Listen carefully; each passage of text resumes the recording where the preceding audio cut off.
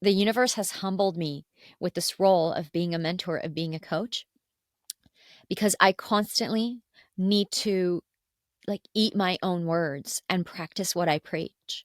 So it's not even like we have a set standard for what behavior should be accepted across the entire planet.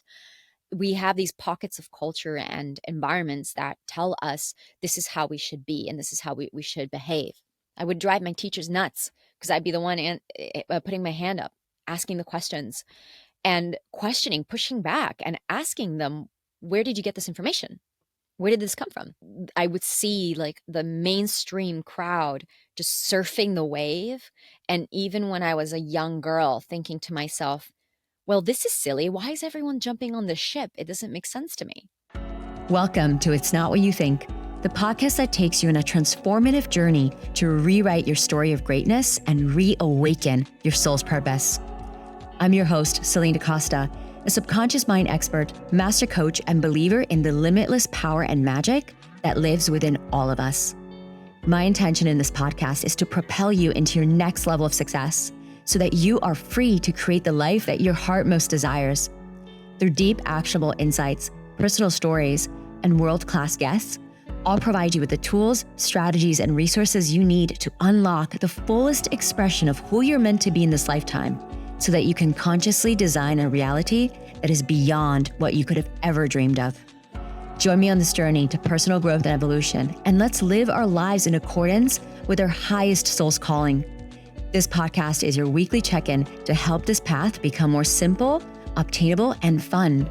Thank you for tuning in today, and now let's dive in. Hello, family, and welcome back to the podcast. I'm going to take a different approach to the podcast today. So I actually had this studio room booked just intuitively and today. And I remember, in the days coming leading up to today, I was thinking, oh my gosh, I don't have an outline. Like, what is it that I need to talk about today?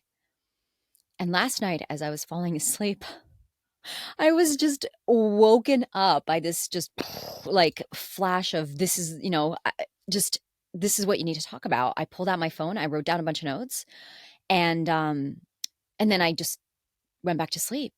So in today's episode, it feels like it's more of a bit of a live journal recording, and it's focused on this idea of adapting a pioneer mindset, of being a pioneer. Now, this is a word that I had a trigger around for the longest time. And knowing what I know now, whenever we're triggered by something, whenever a word or concept or an idea triggers us, it's because there's something within us that has not been resolved around that. And I remember the first time this word really hit me in a way that that triggered me because, in the past, the only times I've ever heard about pioneer is when I was in high school and we were studying a history book, and they would talk about, I remember the Lewis and Clark expedition in America, in the Americas in the 1600s, and all these adventurers that would go out, and, Christopher Columbus, who would leave their home on this journey, on this venture, and discover like these new things. And so I never connected to that word because it just felt like such a far away concept and such a thing that did not apply to me or would not apply to me anytime soon, that I never really thought about this word. And then I remember about 2 years into my business, um, I was having a session with one of my long-term coaches. And I remember explaining to her, I had this frustration because at the time I was really focused on teaching brand story, which is still something I do. But it was my main focus at the time. And I was teaching entrepreneurs how to tell their story, how to craft their compelling brand story. And I went on this rant with my coach and I said, oh my God, because I kept seeing what was happening in the industry. And I was seeing the ways that people were creating these like very superficial brand stories. There were these people offering services saying like, come with me, talk to me for a day, and I'll like pump out your brand story. And to me, it felt so and authentic and trite, because to me, a brand story is such a deep personal thing that, like, it requires you, if you really want to do it right, to look within the depths of your story, of your past, to heal the parts of you that are not in integrity with where you're going. It looks like, consciously designing the past, the story of your present. There's so many elements of true inner work, and true, like, intentional crafting of the story that we're telling, and how we are putting it out there to the right people, with the right message, with the right intention. It's such an art and a craft to me, that I was expressing frustration around how I felt like people were just not taking it seriously, or they were kind of treating it this like another to-do list on their business, that, oh, let me just check this off, let me just, just hire like some random consultant, and let her like pop out, or copywriter, let her pop out my brand story. And I was telling my coach, like, oh my God, does no one understand it's so much deeper than that? Does no one see the implications of our words as vibrations, that when we put our story out there, we're literally casting a spell on ourselves. We are exposing ourselves for who we are inside. And anyways, I go on this rant about how deep and what a spiritual journey this is, and how important it is, and how important it is that we really set the proper foundations, and we do the real work, to excavate that true essence of our brand story. And she said something to me along the lines of, Celine, when you're a pioneer in your work, people are not going to understand you. And so you have to lead the way. You have to be the one who sets the pace, and who educates and explains to people why you do the things you do the way you do it. And I remember at that moment, I was like, I'm not a pioneer. What are you talking about? That's not even a word. Like, why would you use that word to describe me? And I immediately got defensive. And it dawned on me later, through later conversations with this coach, and just, coming into my own leadership, and I even feel uncomfortable saying this out loud now, geez, that I am a pioneer, and that I do think differently. I always have. And I march to the beat of my own drum. And the reason why now, after many years of reflection and contemplation, and looking back at where I was in my life and my career in that moment, I realized that the reason why I was getting so triggered is because, to me at the time, to self-identify as a pioneer meant that I was not safe, because to me, the associations that I had with being a pioneer were the fears that, I work with pioneers. Now that I know what I know, I can see how I naturally attract, magnetize people who are pioneers in their own right. And I can see now, from the outside looking in, that there's so many fears that come with claiming your seat at the table, and claiming the unique way that you do things in your work and or in your life. And some of those fears include being really scared of what other people will think. It's being afraid of standing out from the crowd. The classic, I learned about this in Oceania when I was in Australia and New Zealand. The poppy seed syndrome, where you're too afraid to be the tallest poppy seed in the field. So you shrink, you make yourself small so that you can fit in with everyone else, so that you don't stand out. Another fear is, am I doing something wrong? Which is something that has been so present for me in my own journey of claiming my voice, and claiming my unique identity and space in this world. And those fears at the time, for me to be a pioneer, there was this association that, no, first of all, who am I to think I'm not Lewis and Clark? I'm not fucking Christopher Columbus. Like, why would I self-identify as something that, you label one of the greats as that? And second of all, it's not safe, because if I stand out, then that means I'm going to, be judged. I'm going to be called out for being too weird. I'm going to be called out for being an imposter, a phony. I'm going to be doing something wrong and everybody's going to know about it because I will be doing it out loud. There's all these stories that come up. Um, and e- each one of us have our own track history. Like, this is what I'm sharing is a very common human um, set of fears that we have in our own shape and form. And it's always interesting to zoom in and see how those fears manifest in our specific cultures and our specific upbringing. I know for me, I grew up as an only child. Um, I immigrated to the United States when I was 10 years old. And so, in between the age of 10 and by the time I was 18, I had already lived in, I think, around five different houses. So I was moving around a lot. Um, yeah, by the age of 10, I'd lived in three countries, always changing schools, not having that sense of stability in my life, and always being the new kid. And not only that, always being the weird kid. The weird kid. I remember when I immigrated to the US, um, small example, I couldn't speak a lick of English, which I know it's crazy when you listen to me speak English now. But in Europe, it's totally normal for you to recycle clothes. Like, if you wear a pair of jeans, if they're still clean, it's totally acceptable culturally for you to wear the same pair of pants two or three times before it's time to do a wash. In the US, that's not cool at all. It's not an okay thing to do. So just small things like getting made fun of for my clothes, because I didn't shave my legs yet, and apparently the girls were way ahead of me in that regard. I brought the smelly food to lunch that my mom would pack for me, the smelly Brazilian food, and that wasn't okay. So, as an only child without any level of no peers, no sibling to really relate my experience with, didn't not speaking the language, being in a completely new environment, I grew up with this really big fear of being different. And when people comment on how incredible my English is today, the reason why I speak English so well is because I was hell bent on learning how to speak English so eloquently, so well that no one would know I was a foreigner. So that also came from a space of fear.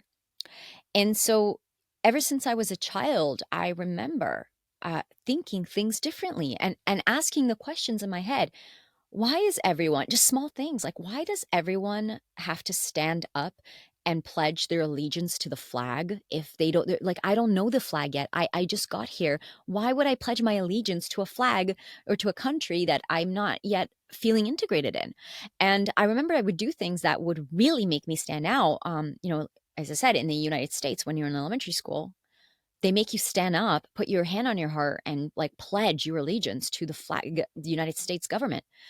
And at some point, I would not do it. I would stay seated, and then my teacher would say, "Why are you seated? You should be standing up." I'm like, I don't feel like I'm ready to pledge my allegiance to this flag." And there was all these moments that I can share with you, throughout my childhood, where people were going to the right and I was going to the left. I remember another one. These are like the more innocent ones before I get into business talk. When everyone was there was this huge in the US, in the 2000s, people were obsessed with UGG boots, these like fuzzy Australian boots. And I remember I'm like 11, 12 years old. I thought they were the ugliest thing ever. And all all the girls in school, all the cool girls were all wearing Uggs. Like, everyone was showing up to school in literally the same outfit, which was a Juicy Couture tracksuit, with the pants tucked into their Uggs. And I thought, my gosh, these shoes are hideous. And I remember just consciously looking for shoes that, like, boots that were really nice. And to me, they looked like military boots. And I would be the one wearing military boots while everyone was wearing the cool boots. And another example, let's see, another example. Oh yeah, this was more. This is a bit. This is in the 90s. This was back when I lived in Italy, where all the girls, they were just so obsessed with Leonardo DiCaprio from the Titanic. There's just this huge Titanic obsession. And I remember thinking, he's not that cute. He looks like a girl, and not buying into that at all. And so many, I can't tell you how many things. I would see like the mainstream crowd just surfing the wave. And even when I was a young girl, thinking to myself, well, this is silly. Why is everyone jumping on this ship? It doesn't make sense to me.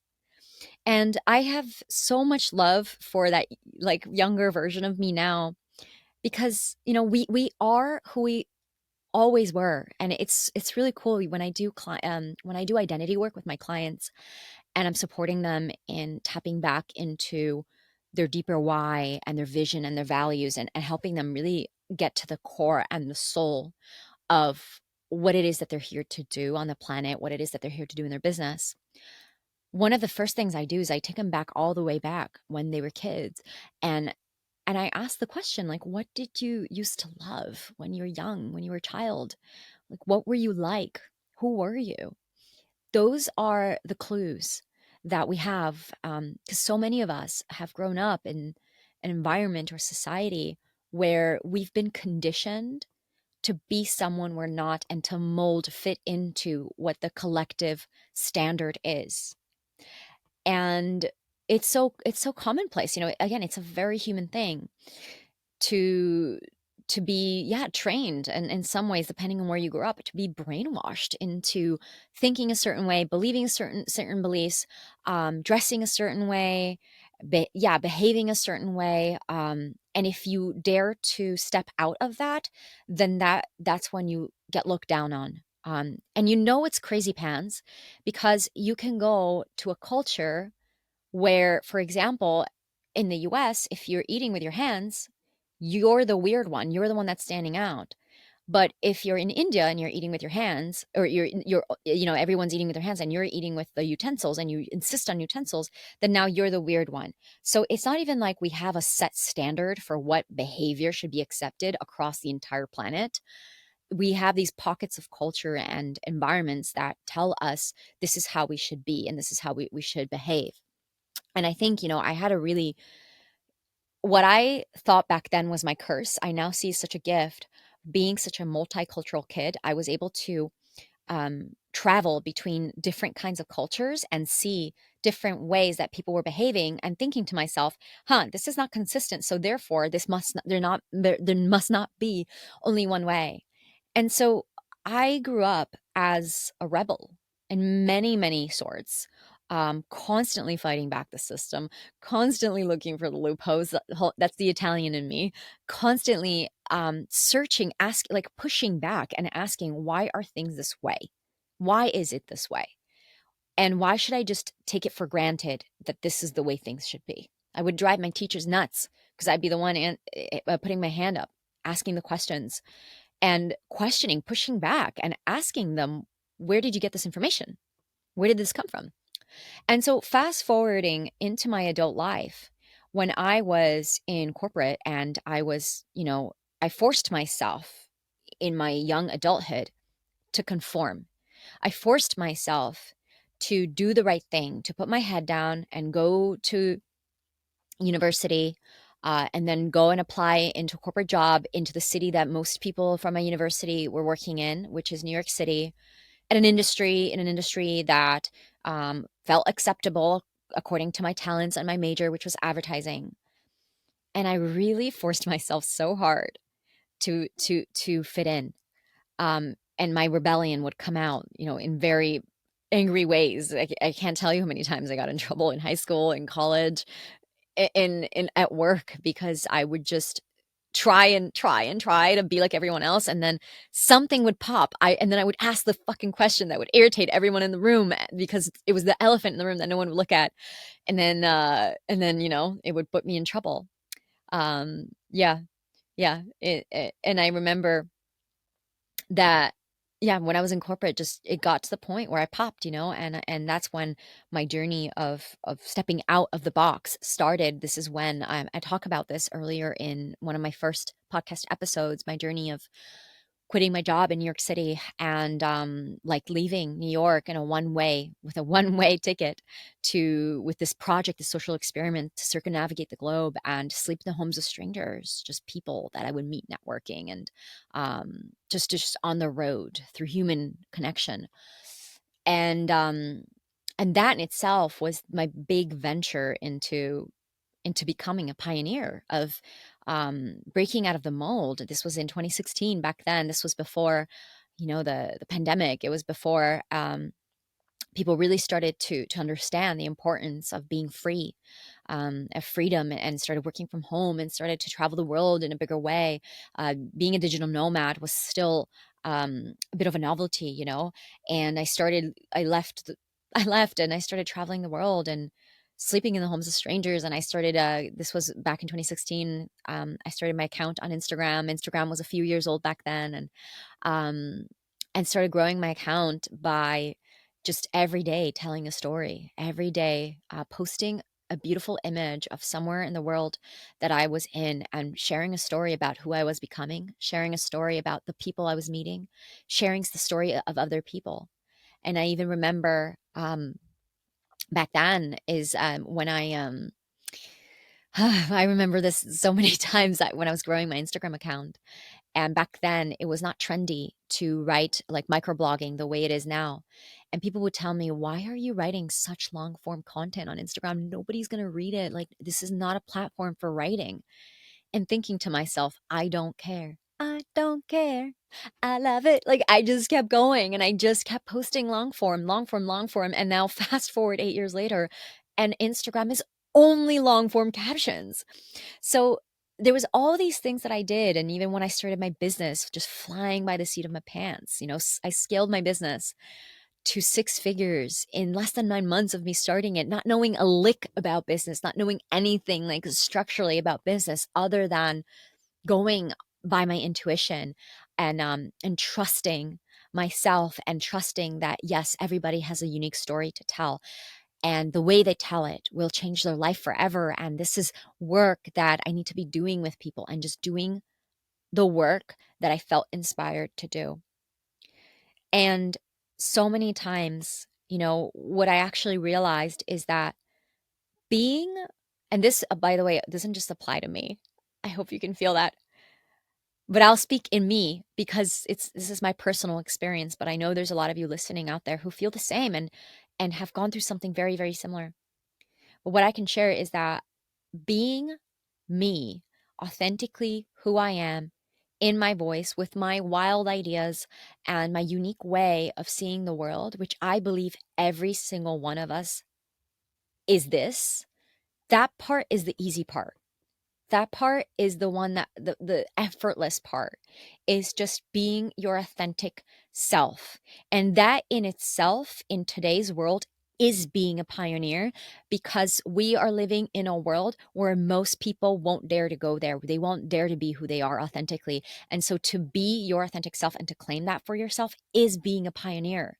It's stepping into the pioneer mindset. It's stepping into that pioneer leadership energy, and it's going first in a context where most people won't. But the hard part, at least what I found, is that the hard part is is being aware of all of the systems and entities that are in place to keep you disconnected from yourself.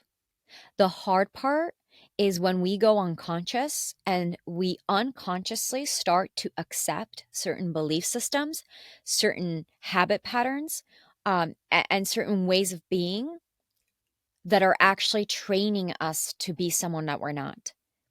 And here's what I mean. Many times in my business, I've had to find my way back home to doing things the way that are in alignment to my soul and doing things that are right for me, because so many times I've gotten off track and I've gotten lost because there is so much pressure out there to be someone I'm not, to do things in a way that works a certain way because everyone else is doing it, because it's the standard way of doing it. And especially as a business owner, what I found is that it's really tempting. There's a lot of fake paths that you can take that are really tantalizing, like, that apple in the Adam and Eve story. Like, there's a lot of fake apples that you can bite. Actually, there's this really potent passage in a book, one of Carlos Castaneda's first books, that really changed the course of my life. And in this passage, the shaman is teaching his apprentice, and he says to the apprentice, before you embark on any path, ask the question, does this path have a heart? If the answer is no, you will know it, and then you must choose another path. The trouble is nobody asks the question, and when a man finally realizes that he has taken a path without a heart, the path is ready to kill him. And then he says, a path with heart is easy. It does not make you work at liking it. This passage helped me realize, because in that moment, I asked myself, am I currently on the path of heart? And the answer, my body immediately said, no, no, because your body knows. Your body is the barometer of the soul. Your body knows. We override our wisdom with the mental chatter, with the thoughts, with the ego.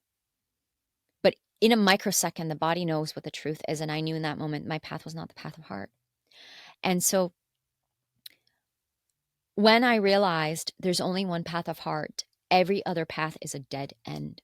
And so many times in my business, I started to play this game of, oh, everyone is doing a membership.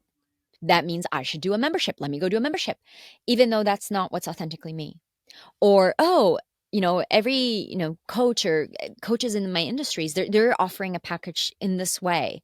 They're structuring it in this way, and that doesn't really feel great for me. But if everyone is doing it, then I should be doing it that way. And many times I've fallen into this trap of the way I want to do it naturally is actually has not been seen, or is not. It's different. It's different. But everyone else is doing it this way. So if I do it this way, it will be weird. And that, going back to that conversation that I was having my second year in business with my coach, is that, for example, the way that I work, the way that I saw brand's story was unlike how most people were putting it out there on the market. Whereas a lot of people were creating this commercialized, superficial product, I was one of the few that dared to go really, really deep with people in this category. And instead of owning that and shining my light with it, I was making myself wrong for it. And it's happened so many times in my life and in my business, where instead of being like, I do things differently, when I coach people, yes, when I'm doing business coaching, mindset coaching, brand story coaching, I'm working with my clients, I'm doing things very differently than what I've seen, what I've experienced other coaches do. But instead of owning that as my unique, I'm a pioneer in what I'm doing, I am leading in this space, I have made myself wrong for it and then try to course correct myself. But every time I've tried to course correct, it put me on the wrong path. And that was not the path of heart. And so what I'd like to share is a few principles that I've learned from this journey that I've been on to lead myself and to go first and to claim my pioneer identity, to claim that part of me, to integrate it back into me, because that is what I believe makes me a great leader and will make me an even greater leader the more I choose to claim this for myself. So the first thing that I want to share from this journey is that there came a choice point where, for me to reclaim my authenticity and to reclaim my path of heart, I've had to stop pretending like I know everything. I know it's such a silly thing to say, but what I have noticed is that when I look around me and I look at my peers and I look at the content that's just flooding social media, yeah, when I look at the online space, It's just a lot of people pretending like they know what they're talking about. And some of them are experts and really do know what they're talking about, and some of them are not and still pretend like they know what they're talking about. But where I realized it doesn't matter what they're doing. It's not my problem what other people are doing. But what I realized for me is that I refuse to play into that game anymore. I no longer want to pretend like I know everything. Yes, you could say I'm an expert at a few things. I'm very, very talented and very gifted. And not only that, but I've developed those talents and developed those gifts into actual skill sets that I put out in the market and get paid very well for. It's true. And also, I'm a human and I am learning a lot. And one of the most humbling experiences around this career that has chosen me, honestly, more than I've chosen it, because I had no idea I would end up being a coach and doing this work for a living. I also believe everything happens for a reason, and everything is for me, is for my benefit. And the universe has humbled me with this role of being a mentor, of being a coach, because I constantly need to like eat my own words and practice what I preach. And as I work on expanding myself, as I work on excavating myself, on healing myself, on resolving, bringing the unconscious to conscious, embodying more of my consciousness every day, and finding tools and techniques to not go unconscious throughout the day. As I work on this, I realize that I don't know anything. Oh my gosh. And the more I know, the less I know.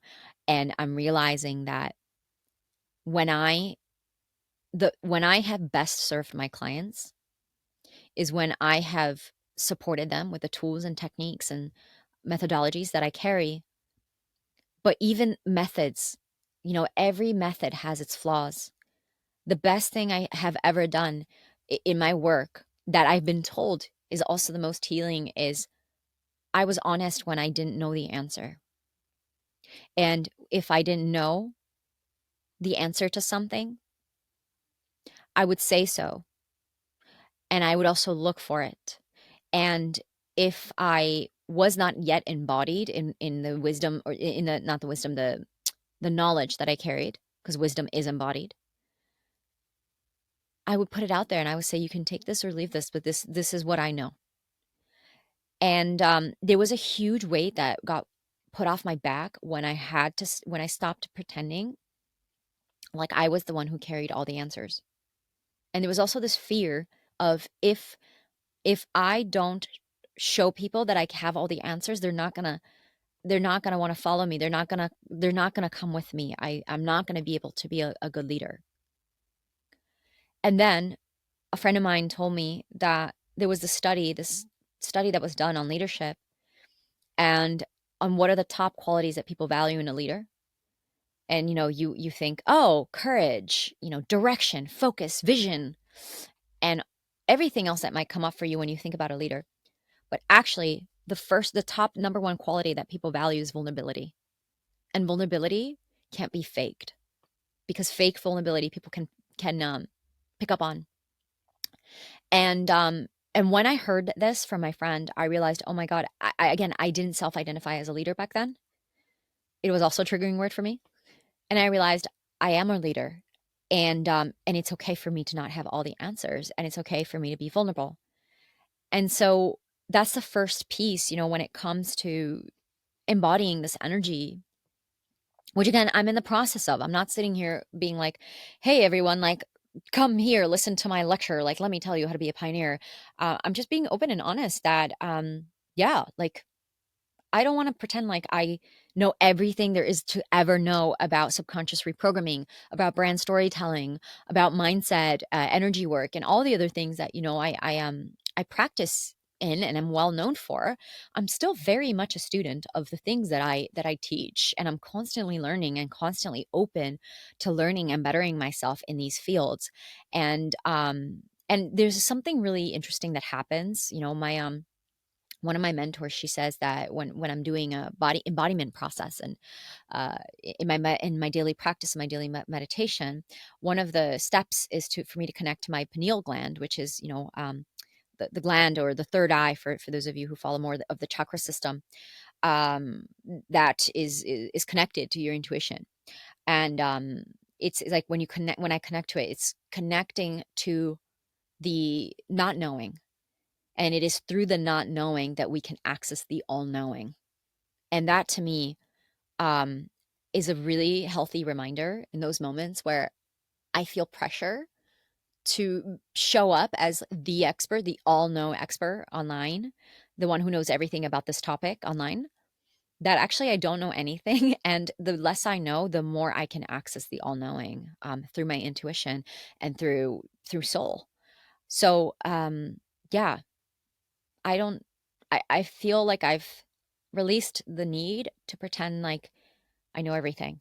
And in that, I've also come to peace with the understanding that even being imperfect and not knowing everything, but still being an expert all at the same time, but not having an expertise on it all, that actually that actually makes me more capable of doing the work that I do, because I can stay open and I can always learn, have a beginner's mindset, and always be on the lookout for how can I do this better. Or, when I'm working with my clients, I'm learning from them all the time as well. And I don't have to be right, and I don't have to be the one um, who knows it all, but I am the one who's willing to put up my hand and say I don't know, and that's how I get to lead. So that's the first piece, that the insight that I wanted to share. The second insight that I have is, you go first. You go first. I was speaking to my friend the other day, and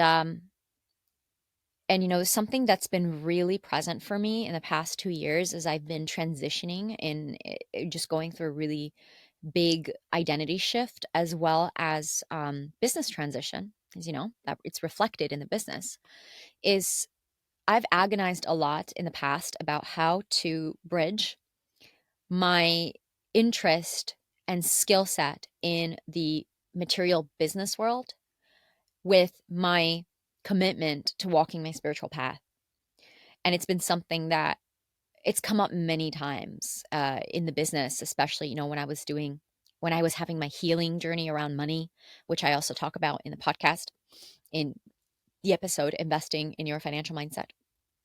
And when I was having this experience of like, how do I reveal to people that I'm a spiritual being? Like, how do I bring business and spirituality together in one, if I've established myself in a more materially focused plane in my business at the time? And this, like, back and forth, back and forth. And, for years, I kept waiting for someone to show up and bridge these two worlds for me so I could do it too.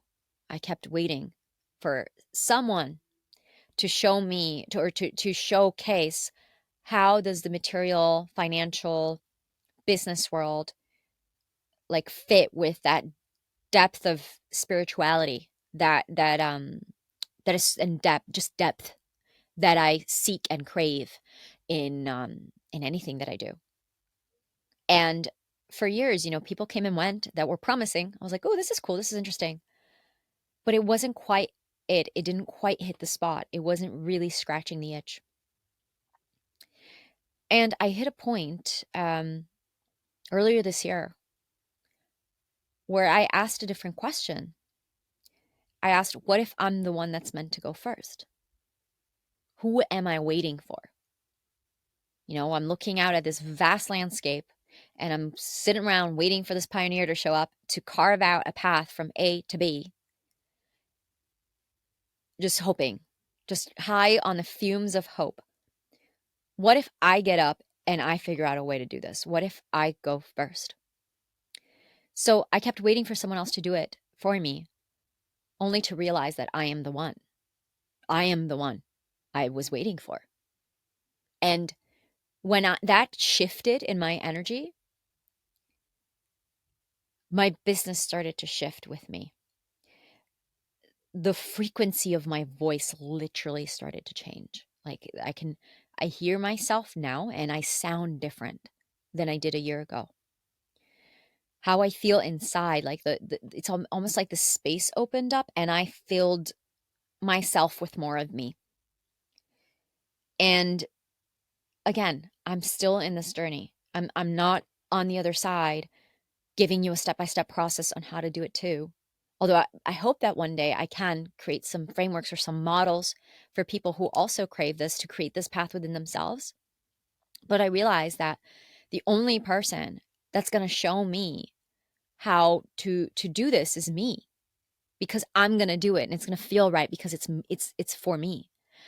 And this is a conversation that I've had so many times with other people, but it really hit me differently when it was directed towards myself, which is that we keep waiting around. I was talking to this other friend of mine who has a business that's kind of working and she's kind of happy with it. It's generating enough income, but she knows in her heart that she's actually meant to be doing something else with her life. And she just keeps kind of like floating around month by month, waiting for that breakthrough, waiting for someone to show her what other business model she could engage in and make a similar amount of money. And I had this conversation with her the other day. I'm like, you got to make the first move. And if you keep waiting around for the day where someone shows up and tells you they're going to pay exactly the money that you want to make for you to do exactly the thing that you're dreaming of doing, which you yourself are not even clear on yet, then you're going to be waiting for a long time. What if you decide to go out there and get the clarity? What if you take the risk?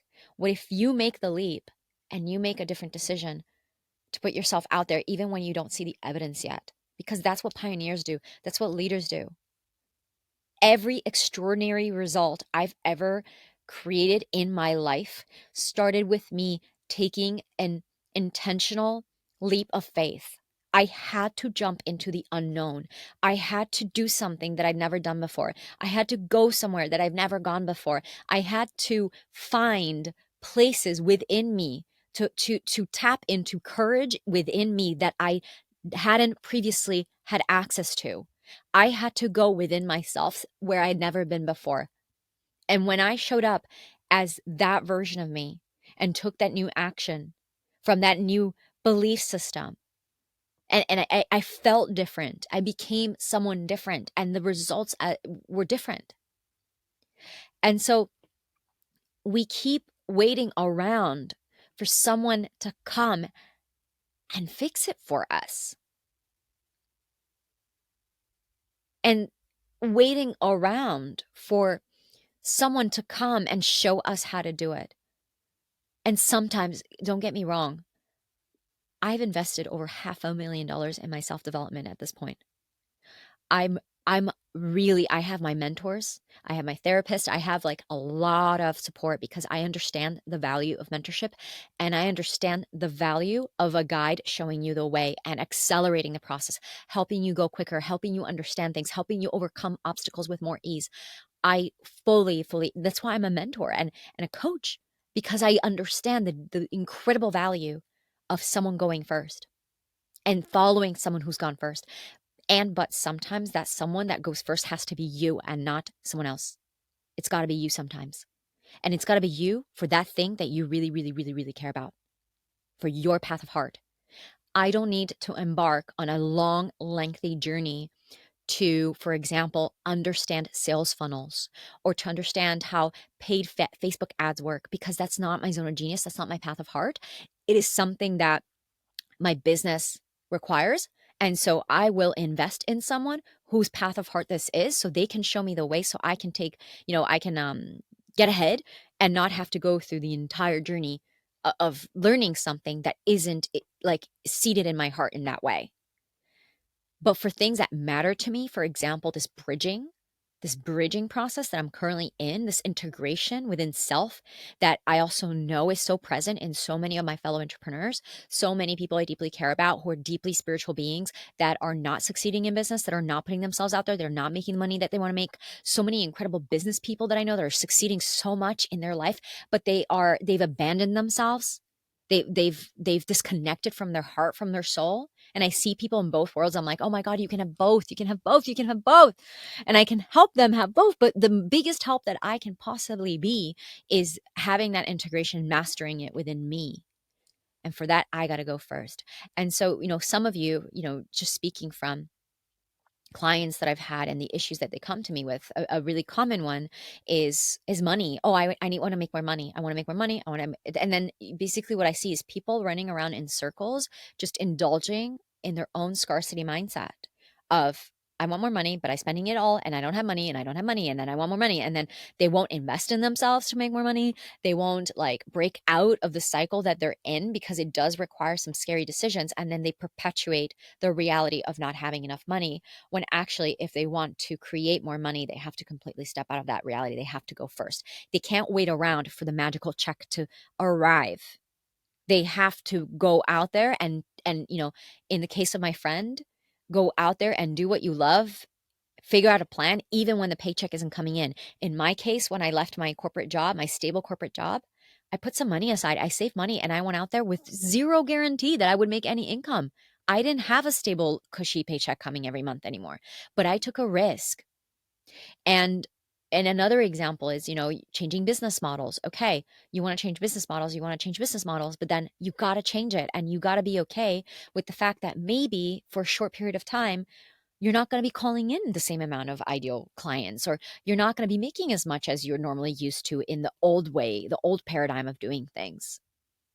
So, or, with dating, for example, another one that I talk often about, like, there's got to be a point, like, I said, I'm calling in my life partner. I want a dream relationship. I want something that is extraordinary. So I can't just keep doing what I'm doing.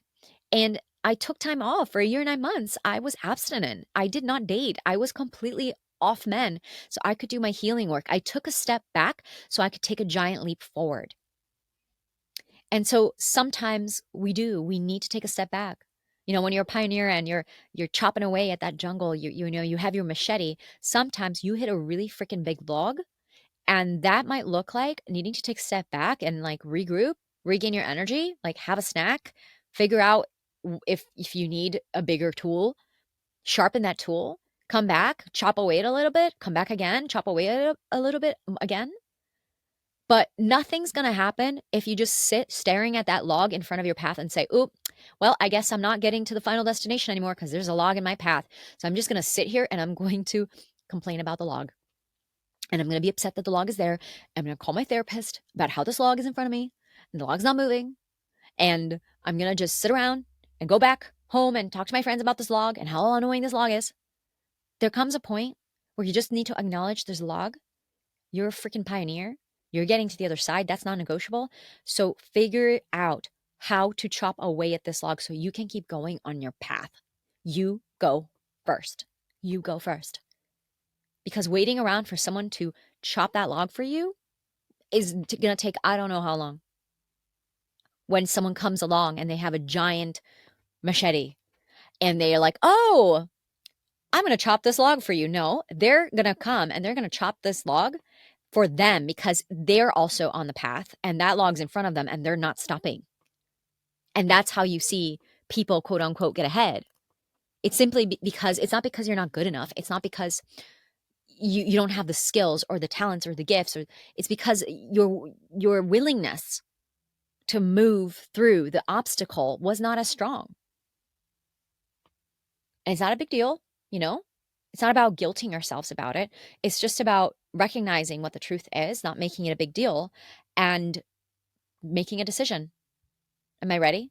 Do I want to get on the other side of this? Am I ready for this? Or do I just need to like sit around and complain about the log for a little longer, So that's something, as well, when I'm working with my clients, something I share with them a lot, and I'll share with you now, is there's two things. There's, there is the issue, the challenge that you're confronting, and there is your relationship to the issue. Because the actual challenge, or in this example, the log that is in front of you, is not a problem. It just is. It's reality. It's what it is. A log, some time ago, this tree fell into the forest. Now it's a big log. It's in the way of your path. Like it's not personal. It's not doing it to you. It's not against you. It's just reality.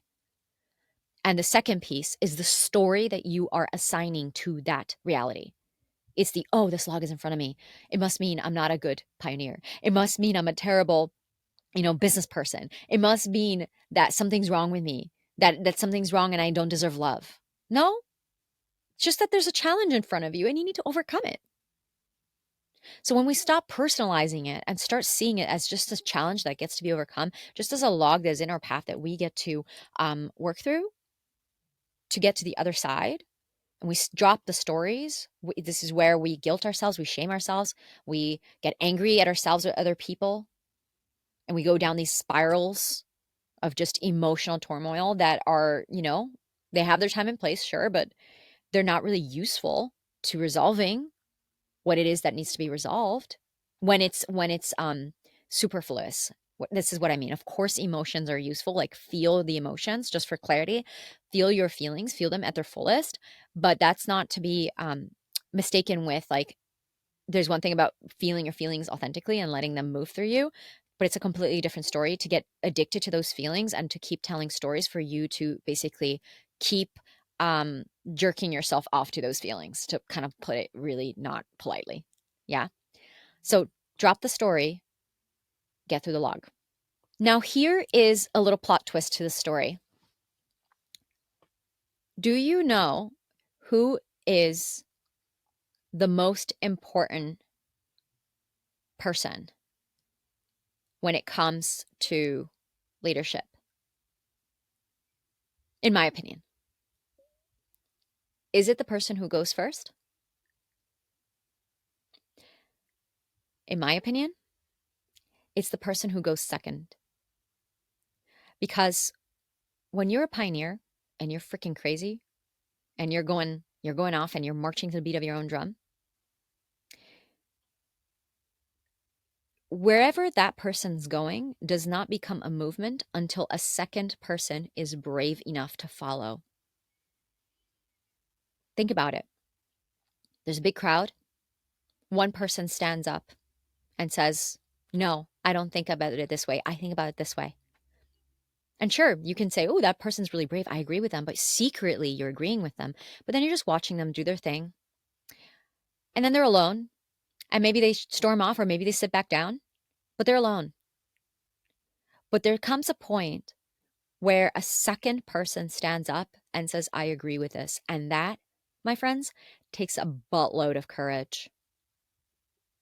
And that's what keeps, I believe, the humility in leadership, and where, pioneering, and this is perhaps with the trigger that I used to have around it, it had this undertone of arrogance to me, like, oh, who am I to think that I'm a pioneer? But the thing is, I could be a pioneer, but I don't actually become a leader until a second person stands up and says, "I believe in this too." And that keeps me humble AF.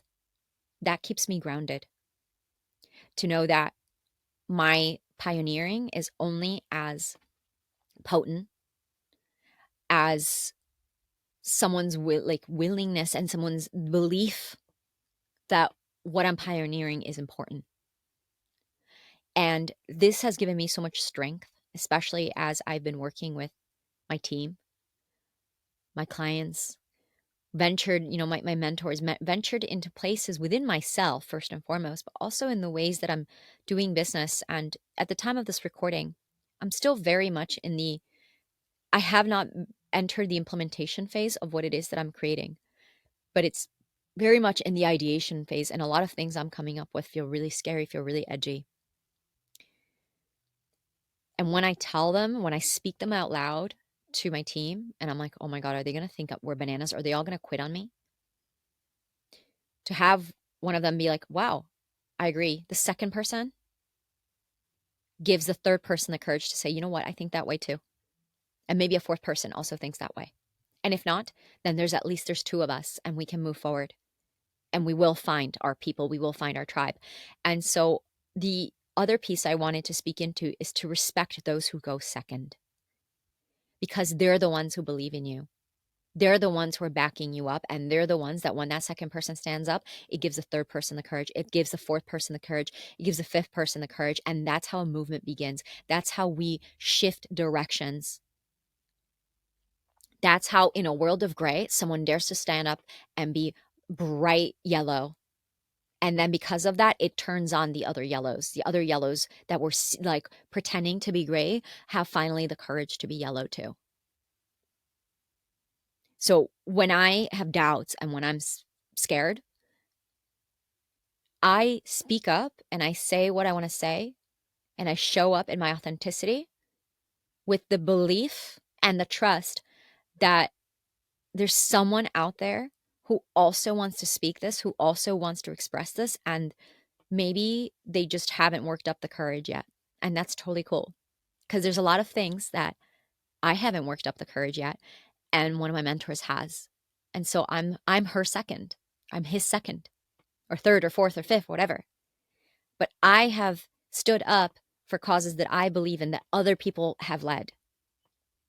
And in that way, people have stood up for what I've led and will continue to do so.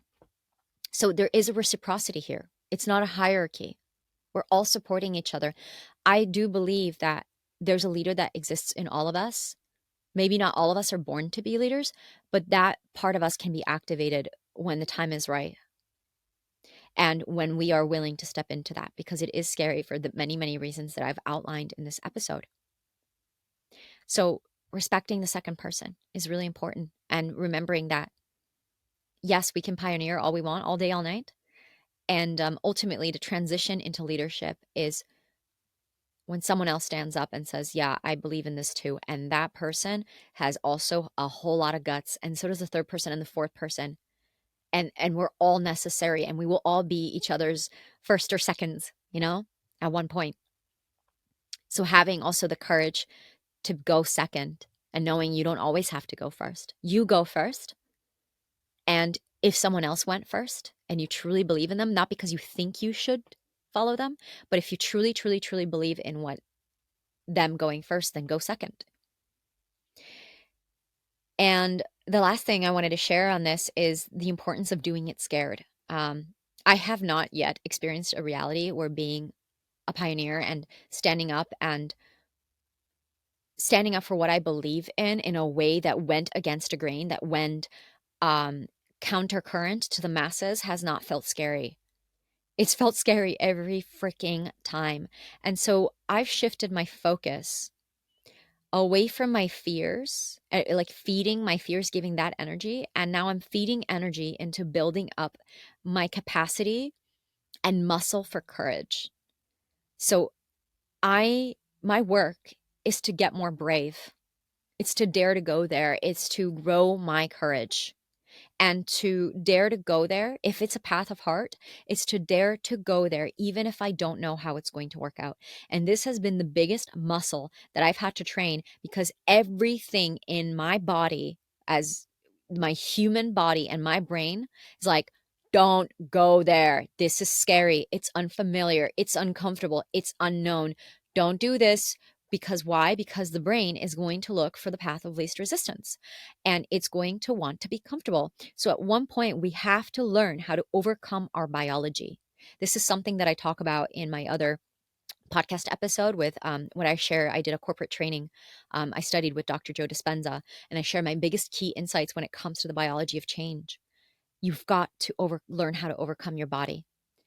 When it comes to venturing in the unknown, which is where all the magic is, which is where the new way of being is, the new version of you, the new identity is in the unknown. Because if it was in the known, then you just who you are now. It's in the unknown. And we're driven to grow, we're driven to change. And so if it's there, then know it's going to be uncomfortable. And if it's uncomfortable, then you must be aware that you're going to need to overcome your biology, which is going to say to you, don't go there, it's scary. So yes, it is scary. And pioneering a new way of doing things is scary because it's new. But if you can stop feeding energy to that fear and instead redirect that energy to building up your courage, you're going to be experiencing a whole new version of you. And when it comes to my relationship with being a pioneer, it's that. It's okay, I got to get more brave. I got to dare to go there. And know that if it's my path of heart, it doesn't freaking matter if the jungle is cloaked with trees and I can't see like beyond a tree, I'm going to pick up my machete and I'm going to pave the way because this is my path of heart. And the act of me doing that inspire other people to do the same for themselves and or to come with me. If my path of heart is in alignment to their path of heart, and maybe they don't want to be the first ones to go, but they're willing to be the second or the third or the fourth or the fifth. So have the courage to go there. At the end of the day, the path of heart is effortless. It's easy. It's a joy. So when we're not on it and we get lost all the time, look, I get it. I get knocked off. My personal work is getting back on track and learning how to shorten the time, learning how to reduce the amount of times I get off track. And when I get off track is um learning how to get back on track faster is where my mastery is, my journey of mastery is. So it's totally cool if you get lost off track, but don't lie to yourself when you're not on the path of heart. Don't do that to yourself. It's not loving to you. Be honest. I am on the path of heart. Great. Keep going. Get a bigger machete. Cut that log. Keep going. Get out to the other side. Keep walking that path. I am not on the path. Okay. I got to get back on track. And that's going to require me to make some scary decisions. It's going to require me to be bold, to be courageous, and to claim what I'm here to be and do. That unique path that is yours. I believe that being a pioneer is a calling. It's something that's inside of us. It's something so strong that we're not sure why, but we must forge ahead. And it's really tied to that spiritual need that we have as human beings to grow. We are here to grow. We're here to evolve.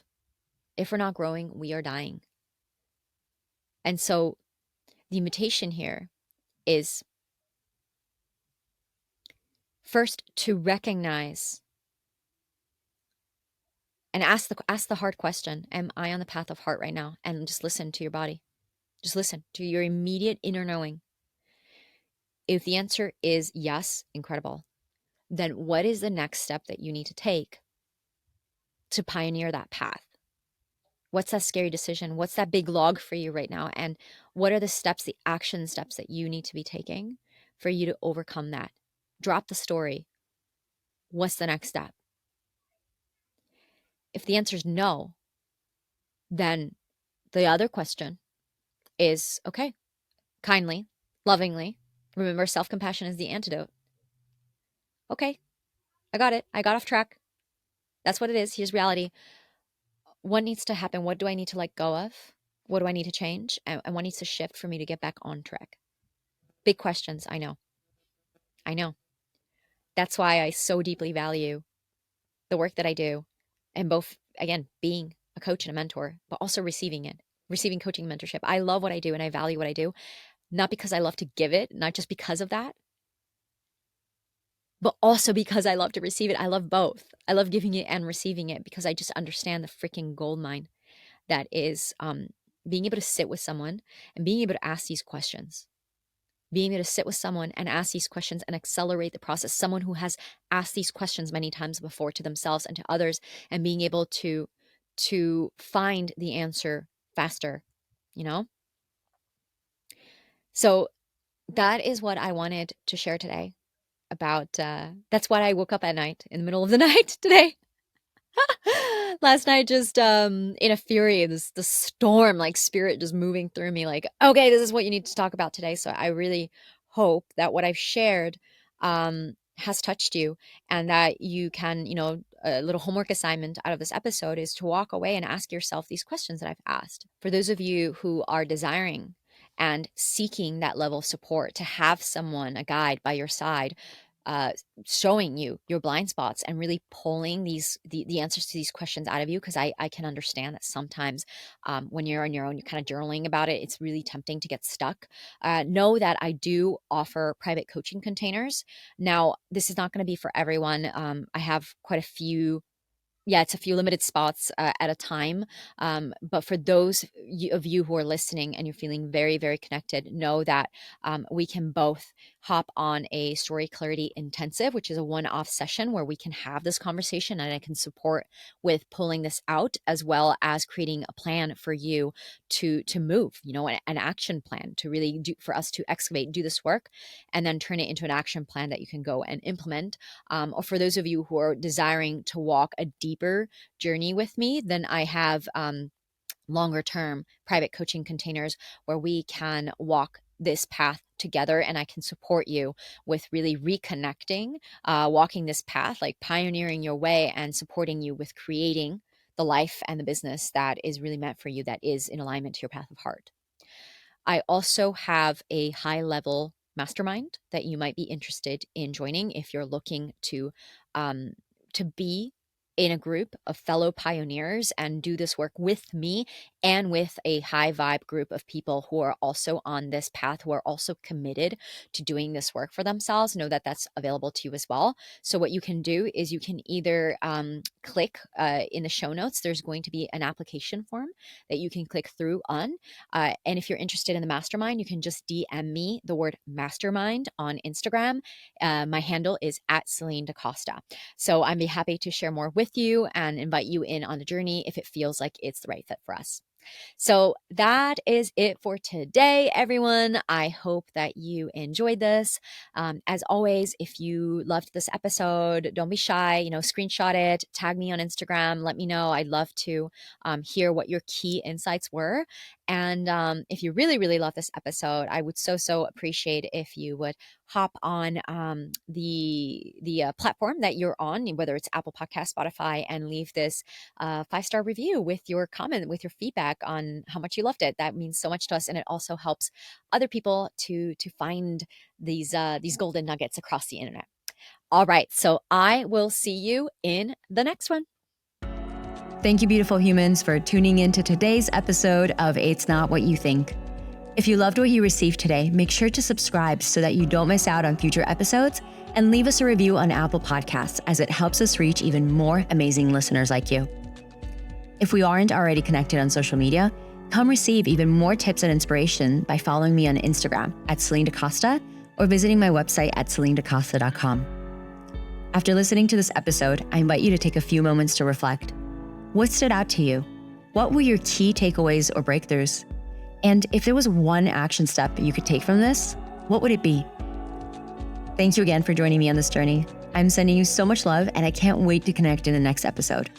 Until then, keep sharing your unique gifts and living out your most magical life.